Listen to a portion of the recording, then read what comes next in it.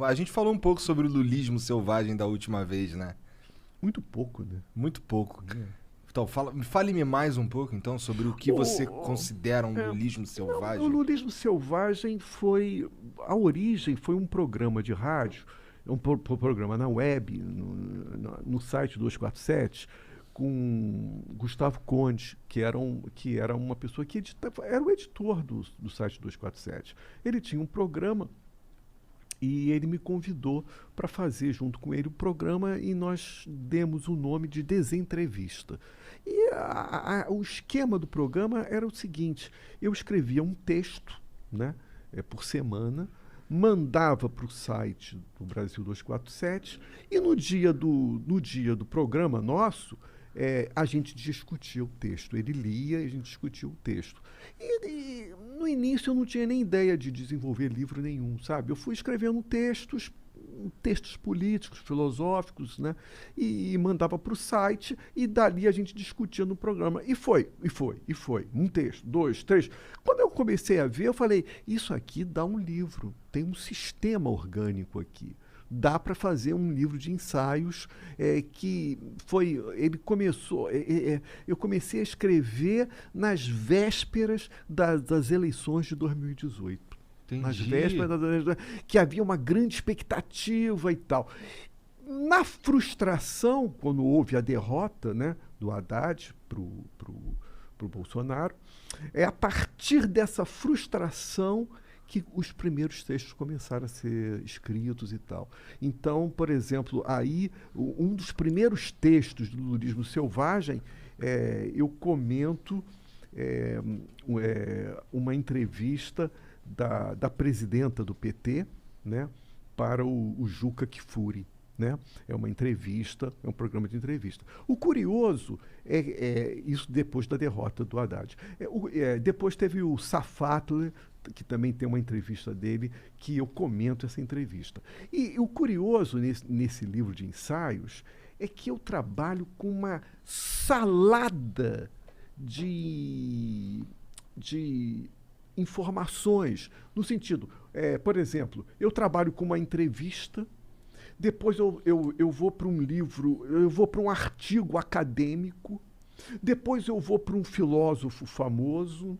Está me entendendo? Então, não há uma coisa hierárquica, né? Como, bom, eu vou me debruçar sobre Nietzsche, vou falar sobre... Não, nada disso. Eu falei de textos de filósofos que são estrelas do mundo acadêmico, falei de operários, que são pessoas que vêm da academia e que escrevem artigos, são verdadeiros operários e são muito importantes. Eu trouxe vários artigos dessas pessoas e falei de... trouxe um livro de um escritor russo, Mikhail Zygar, que escreveu um livro sobre o presidente da Rússia, desde o momento que ele tomou posse até os dias de hoje. Né? É um texto jornalístico. Está me entendendo? Então, existem diversas fontes que deram origem aos textos. Está me entendendo? Desde estrelas do mundo acadêmico até livros jornalísticos de um jornalista, como uma entrevista na televisão. Entendi. O título Lulismo Selvagem era isso que... Uhum. Isso daí é porque você usa de base todos esses textos, todas esses filósofos, assim, tudo isso aí, todo esse material tu usa para defender um ponto de vista do mundo pelos olhos de um cara que acredita muito no ideal que o Lula defende, é isso? Veja bem, tomar muito cuidado, porque quando eu falo lulismo selvagem, eu não estou falando do lulismo clássico. Está me entendendo? Porque se você for no PT, nos principais nomes do PT, talvez eles passem uma visão do Lula e do PT que talvez não coadune com a visão que eu coloco ali. Por exemplo, eu já coloco uma passagem que é um dos focos importantes desse livro e que talvez o PT não valorize tanto. São os movimentos de rua de 2013. Aqueles movimentos de rua de 2013 eu participei intensamente. E eu era ligado ao PT. Igual a mim, várias pessoas eram ligadas ao PT. Agora, toma cuidado que muitas pessoas hoje do PT veem naquele movimento de rua de 2013 o ovo da serpente que viria a gerar tudo isso. O fim deles no poder. Bolsonaro, esse pessoal, né, verde e amarelo, né, ali estaria, para muita gente do PT, estaria ali o ovo da serpente. Eu acho que essa é uma visão muito reducionista, não é? E eu posso te falar por mim, que vivi lá no Rio de Janeiro, e foi uma coisa extremamente intensa, entendeu? Por exemplo, estava no poder na época a Dilma. E a Dilma lá no Maracanã, eu me lembro, todo mundo chamou filha da puta, né, e tal. Mas, por exemplo, mas eu me lembro que naqueles movimentos de rua de 2013, o principal foco, evidente que o PT era um dos focos da crítica, evidente, né? Mas o principal foco ali era o governador do Rio de Janeiro. Entendeu? O lance da passagem. Exatamente, era o governador, era o governador e o prefeito, o Eduardo. Né? E a gente dizia mesmo, não vai ter Copa. Não vai ter Copa. Né? Então, aquele momento foi um momento... Vou tirar porque eu não estou gostando. Aquele momento foi um momento espetacular, cara, entendeu? E... Porra, vou tirar também, então foda-se. Então vamos só acompanhar. Tá doendo muito o ouvido. Quando invadiram a Assembleia Legislativa, quando quebraram aquilo, eu sempre falo da importância da invasão. Né? Evidentemente que uma invasão pode estar a serviço de más causas. Por exemplo, a invasão do Capitólio com o Trump. Né? Foi uma má... Quer dizer, e a gente não sabe qual vai ser o futuro do Brasil daqui a algum tempo. A gente não sabe disso, né? Pô, a gente sabe que tudo que acontece... Assim, tem várias coisas que acontecem lá fora que acabam vindo pra cá. Né? Isso é verdade. E a gente sabe que o Bolsonaro tá louco pra dar um golpe, né? Porque ele fica falando toda hora. Se ele não tivesse, ele não ficava falando. Se bem que é burro, né? Se o cara realmente quer dar um golpe, ele não fica falando toda hora que ele vai dar, né? Eu acho que é mais um fanfarrão. Entendeu? É mais um fanfarrão, porque a pessoa, é como você falou, cão que ladra não morde. Né? Sim. Então eu acho que é mais por aí. Ele nem consegue, eu acho. E eu me lembro, viu, Igor, que ali, nesse movimento de 2013, tinha tudo. Tinha mesmo. Tinha tudo. Tinha o pessoal do PT, tinha o pessoal do PSOL e tinha as pessoas que eram contra os partidos políticos, né? Que são contra a política, né? Que eram contra a política, né? Eu diria até que ali naquele movimento tinham até integralistas. Tava tudo junto, misturado. É verdade, tava mesmo. Era um movimento de insatisfação, né? Muito grande. Eu tava... Nessa época eu trabalhava lá em Botafogo e eu lembro de pegar o metrô pra ir pra casa e o metrô entulhado de gente indo pra manifestação, pá. E o metrô tendo que fechar, né? Porque iam quebrar.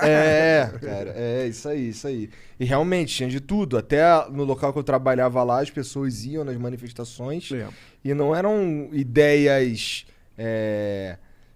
uma única ideia. Não havia uma direção. Isso, pra mim, quando eu falo em lulismo selvagem, pra mim passa por isso aí. Tá me entendendo? Entendi. Com uma rebelião sem direção.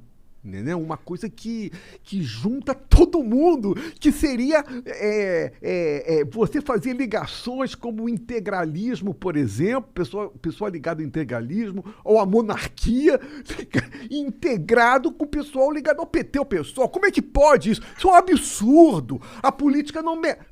O sentido da palavra selvagem é justamente esse. Entendi, é um caos. É o caos, né? Entendi. É o caos. Agora, o que eu defendo nesse livro é que... E aí é mais uma tese polêmica. Eu diria que tudo que aconteceu, inclusive o movimento verde e amarelo, que veio dar no Bolsonaro a grande fonte dessa loucura toda foi o lulismo. E eu não duvido, foi cara. O lulismo, sabe? O que é muito diferente de querer colocar Lula no mesmo patamar de Bolsonaro. É uma outra coisa que é uma coisa ridícula, idiota, que eu vejo muito da Globo News, com aquela Eliana Castanheda, querer colocar Lula no mesmo nível de Bolsonaro. É ridículo isso. O Lula é muito mais sofisticado, né? Estou falando de uma outra coisa, de uma outra dimensão. O lulismo, cara, quando o Lula... Eu descrevo isso nesse livro. Quando o Lula foi eleito pela primeira vez e fez o seu ministério, o ministério do Lula foi uma loucura, cara. Porque ele pegou forças que se contradiziam na rua, lá fora e trouxe tudo para dentro. Tudo para dentro. Então tinha economia ortodoxa, pessoal ligado à economia heterodoxa. Eram movimentos completamente que estavam dentro do governo, sabe, cara? Ele realmente tem uma habilidade política que só não dá para negar. Eu nunca vi isso na minha vida, né? Bom, fora isso, a autoestima, né, que se produziu na população, não é? Um sentido de como se chama essa coisa de você fazer o seu negócio? Como é que é o... Sei lá. Não, é esse nome que se dá.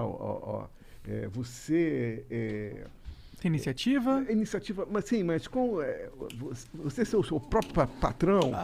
Faça você mesmo. Empreendedor. Empreendedor. O sentido de empreendedor da massa, entendeu? Cada um seguia o seu desejo, cada um queria fazer o seu negócio, saca?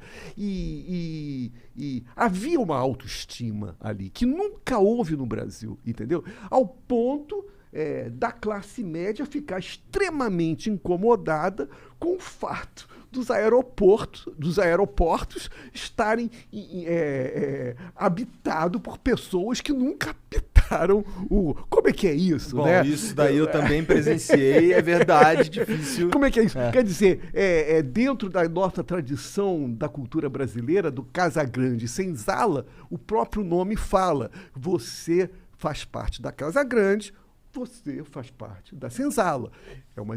A divisão de espaços é fundamental para perguntar quem é você, né? Quem é você? De onde você veio? De onde você é? Né? Quer dizer, você não pode... Você está frequentando aeroportos? Que isso? Quer dizer, tá me entendendo? Então isso vai contra toda uma tradição histórica brasileira que foi muito forte, né? Que vem desde a época... E Casa Grande Senzala é uma expressão dessa separação, né? E tal. Da desigualdade social vigente do país, né? Exatamente. Tu concorda que isso tem perdido? Foi uma loucura aquilo. E ali, quando a Dilma tomou o poder... começou a ter problemas até a nível internacional, né? A economia já não estava bem, estava difícil, estava complicado, né? A nível internacional mesmo, né? E aí teve que apertar os cintos, né? E as pessoas que tinham ascendido na época do Lula tiveram que...